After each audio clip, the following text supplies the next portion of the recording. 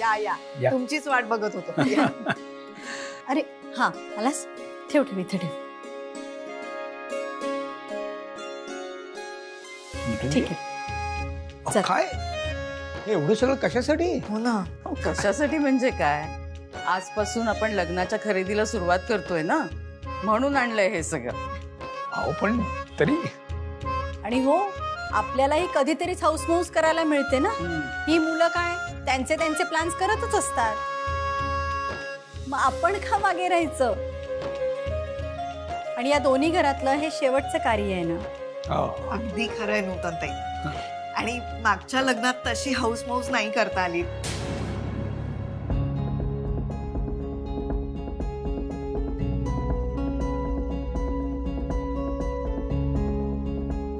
तुम्ही विषय काढला म्हणून सांगते अण्णा, सुमनताई, गेल्या काही दिवसात माझ्याकडून तुमचा जो काही अपमान झाला, तुमच्या कुटुंबाला जो काही त्रास झाला, त्यासाठी खरंच सॉरी. अहो नाही नाही अहो असं काही नाही, उलट आपली मुलंच चुकत होती. हो, पण त्यांना मार्गावर आणता आणता मी कधी भरकटले कळलंच नाही हो. माझा मुलगा जीव द्यायला निघाला तेव्हा माझं काय झालं असेल हे मी नाही सांगू शकत तुम्हाला.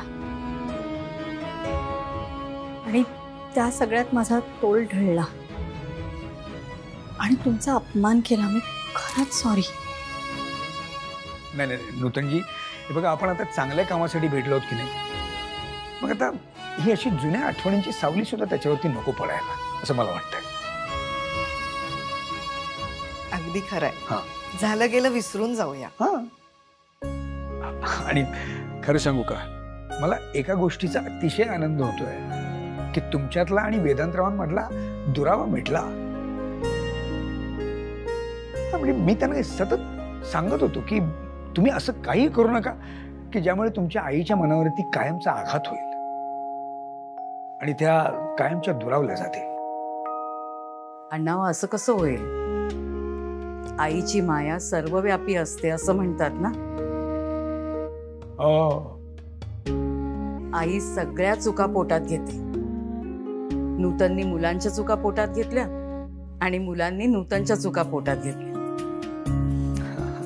आणि खरं सांगू का, प्रेमाची आणि मायेची नाती अशी तुटत नसतात हो, दुरावत नसतात. हो हो खरंय खरंय, अगदी खरंय. नाही पण मला असं वाटतं की म्हणून नात्यांना कधी गृहीत धरू नये. म्हणजे त्यांना असं खूप छान असं रुजवावं लागतं, जपावं लागतं, एखाद्या रोपासारखं, नाही का. खरंय अण्णा. आणि आपली माणसं दूर गेली ना की त्यांची किंमत कळते ना, तसंच काहीसं झालं हो माझं. मी काय म्हणते नूतन ताई, आता जे झालं ते झालं, गेलं ते. आता नव्याने सुरुवात करूया, छान सुरुवात. हो. बसा ना, तुम्ही दोघे उभ्याच आहात. हो हो या, प्लीज बसा या, बसा बसा बसा. मी चहा करते. आरती 1 मिनिट. अण्णा, लग्नाची बोलणी सुरू करण्याच्या आधी एक सांगते. आरती आता आमच्या टीम मध्ये, ती आमच्या घरची सून आहे, आमच्या घरची लक्ष्मी आहे.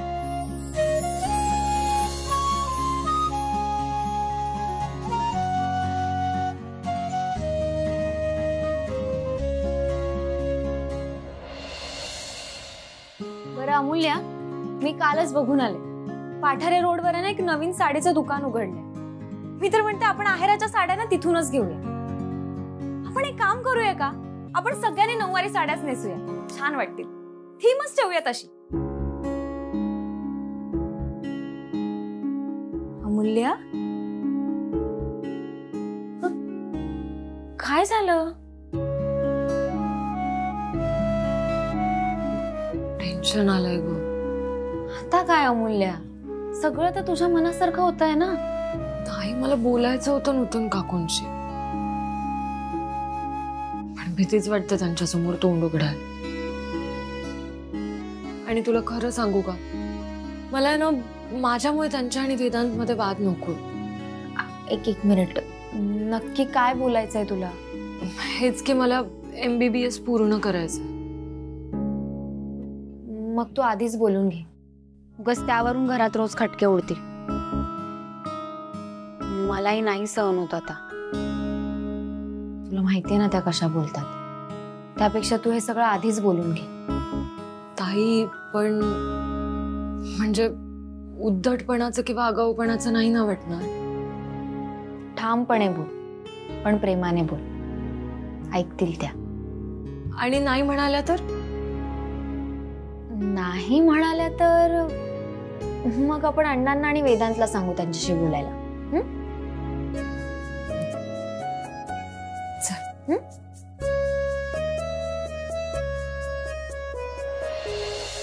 वा, छान छान. पण मला फार छान वाटलं.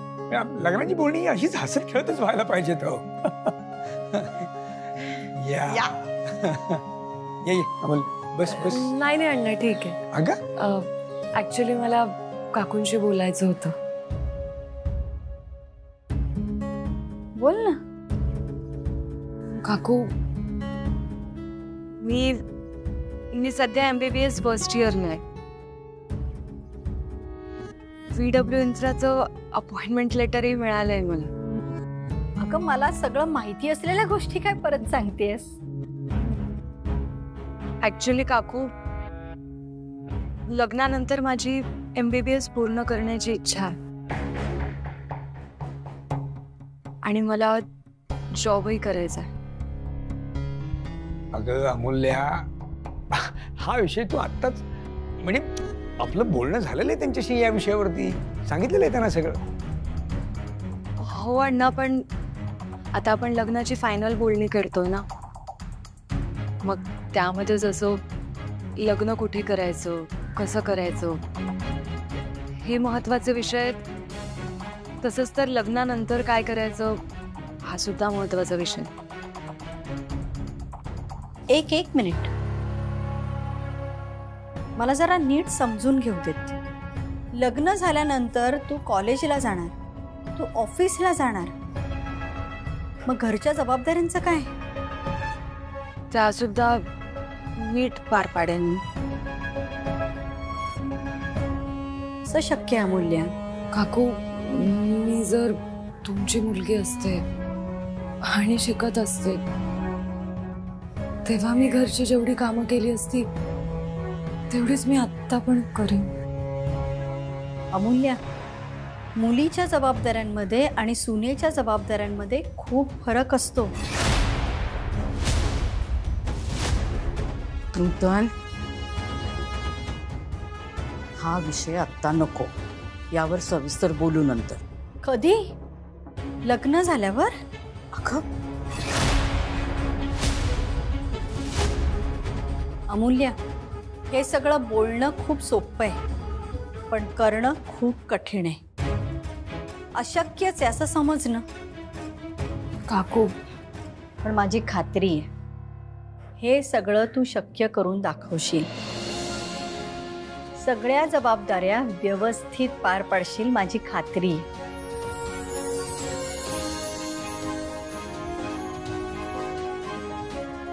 अगं, आणि नको काळजी करू, आपल्याकडे खूप नोकर चाकर आहेत, सगळं व्यवस्थित होईल. थँक्यू काकू, थँक्यू सो मच. सुखी राहा. आजी.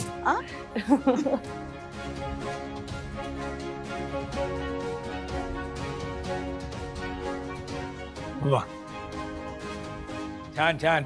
चला दोन गोड करूया. आरती दोन. मी पेढे आणते.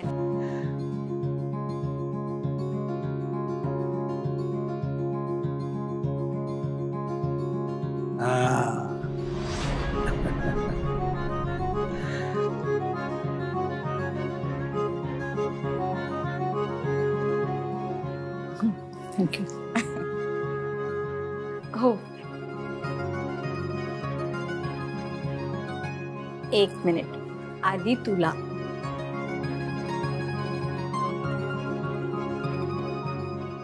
तुला आधी तुला. आणि आता तुम्ही. बस बस बस. बरं चला निघतो आता आम्ही, नाही तर इथेच गप्पा मारत बसू. बरीच तयारी व्हायची आहे. नूतन काकू, आज मी इथेच राहिले तर चालेल का? का अमूल्य बरोबर गॉसिप करायचंय? ठीक आहे, राहा तू आज इथेच. बरं आम्ही येतो. अच्छा येतो. चल.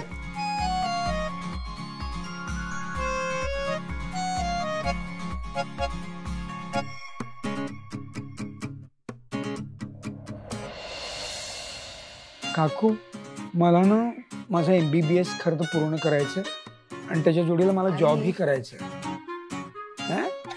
पण त्याच्यावरचं नूतनजींचं म्हणणं ऐकल्यानंतर चेहऱ्यावरचा रंग पार उडाला होता. काय हो? बापाला कधी घाबरतेस कधी एवढं? हा, आणि तुम्हाला चाललं असतं ती घाबरली असती तर. तेही खरंच आहे मला. पण मजा आली, मला खूप मजा आली. एरवी कशाची फडाफडा फडाफडा फडा बोलत असते. काय हो किती बोलताय माझ्या लेकीला? उगाच बोलू नका. ती उगाच कुणालाही दुखवत नाही. हो मग पण समजा त्या नाही म्हणाल्या असता तर काय केलं असतंस ग तू? आरती आता त्या नाही म्हणाल्यात का? कशाला उगाच? पण काय ग अचानक त्यांचं एवढं प्रेम उफाळून जायला लागलंय कसं काय? नाही अगं आई, अचानक नाही. म्हणजे आता मी जसजसा मागचा विचार करते ना तस तसं मला कळतं की नूतन काकू चांगले आहेत. आम्हा दोघींचं ना फक्त टायमिंग चुकत होत आणि म्हणून आमचे खटके उडायचे. टायमिंग चुकत होतं म्हणजे? म्हणजे आई, एकदा ना वेदांचं घड्याळ हरवलं होतं आणि ते घड्याळ शोधण्यासाठी मी वेदांसोबत वेदांच्या घरी वेदांच्या रूम मध्ये गेले आणि तेव्हा माझं नूतन काकूंसोबत आयुष्यातलं सगळ्यात मोठं भांडण झालं.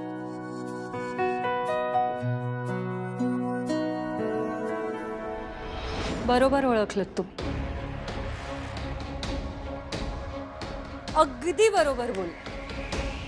हेच करायला येतो आम्ही ऑफिस मध्ये, बेडरूम मध्ये आणि आणखी भरपूर ठिकाणी. मी सांगे ना तुम्हाला, पण मला तुमची कमाल वाटते. अशाच वेळेला बरोबर कशा काय येता हो तुम्ही? पण ठीक आहे, आता ना तुम्ही आता या गोष्टीची सवय करून घ्या, कारण तुमचा मुलगा माझ्या नादाला लागलाय. हो ना सासूबाई? तुम्हाला काय वाटलं की मागे तुम्ही ताईला वाटेल ते बोललात, तिने ऐकून घेतलं, तसं मी सुद्धा ऐकून घेईन? सासूबाई हो, तुम्हाला काय मी गरीब गाय वाटले का? सासूबाई मी गरीब गाय नाहीये, मी मारकुटी गाय, शिंगच मारते. सांभाळून ना जरा. मला वाटलंच होतं तू अशीच असणार. हो सासूबाई, अजून तुम्ही मला पूर्णपणे ओळखलंच कुठे? तुम्हाला वाटतंय ना त्याच्यापेक्षा 10 पट मी. आता हेच बघा ना, ज्या वेदांत वानखेडेला आयुष्यात लग्नच करायचं नव्हतं त्याला माझ्या नादाला लावलं. याने तुम्ही लक्षात घ्यायला पाहिजे की अमूल्य चीज क्या है.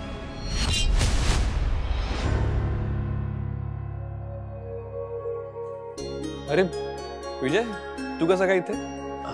सर नूतन मॅडमनी बोलवलं होतं. अच्छा सर हे विजय इकडे दे. आणि तू गेलास तरी चालेल. आणि हो, साखरपुड्याला यायचंय. हो मॅडम, नक्की. सर काही मदत लागली तर सांगा ना.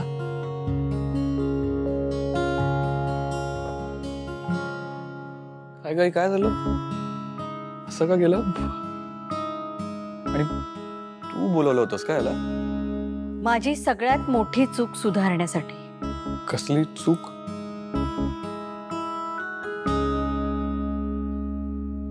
वेदांत, अमूल्याला मी तुमच्या सगळ्यांच्या चुका दाखवून दिल्या आणि मोठ्या मनाने तिने त्या मान्य सुद्धा केल्या.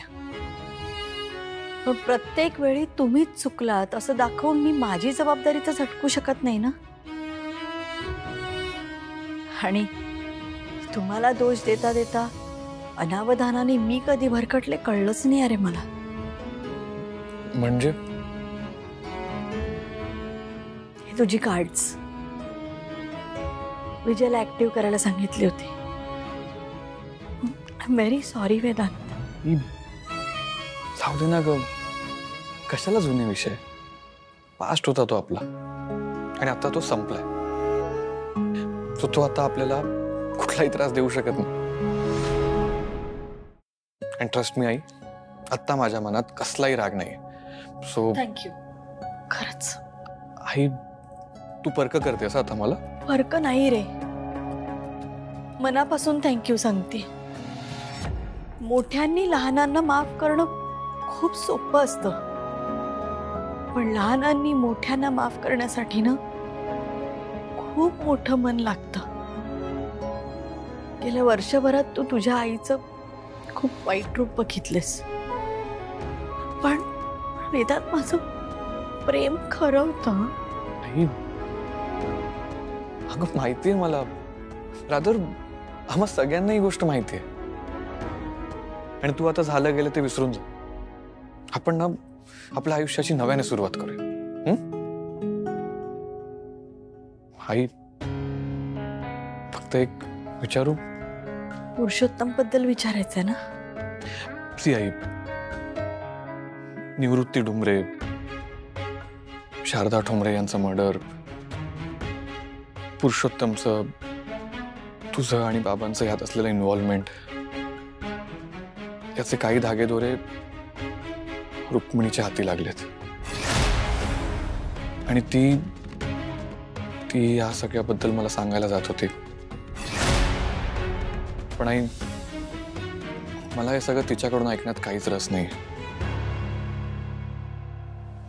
मला हे तुझ्याकडून ऐकायचंय. सो आई,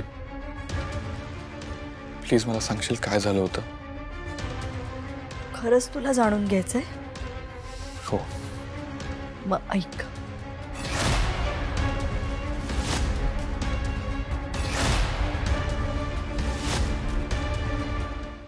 बापरे, एवढं सगळं बोललीस तू त्यांना?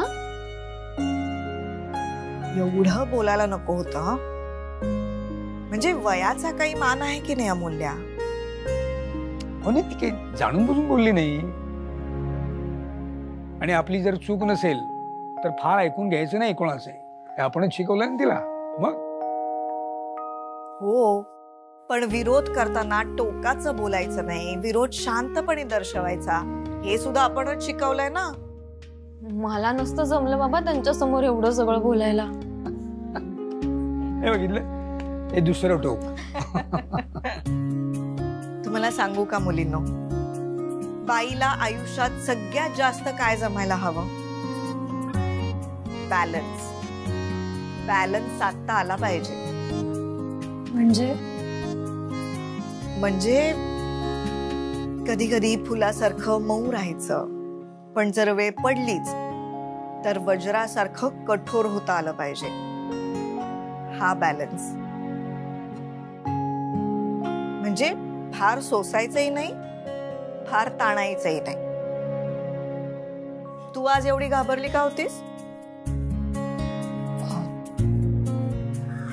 आई, अगं तेव्हा माझा या सगळ्यांशी एवढा संबंध नव्हता ना, आणि ती माझी माणसं नव्हती. तेव्हा मला काय वाटायचं माहितीये का, की समोरच्याला निरुत्तर करणं म्हणजे हुशार. पण आता मला कळलं की आपल्या माणसांना बोलतं करणं, आपल्याला जे हवंय ते ठामपणे मांडणं आणि तरीही सगळ्यांचं मन जपणं, हे खरंच की.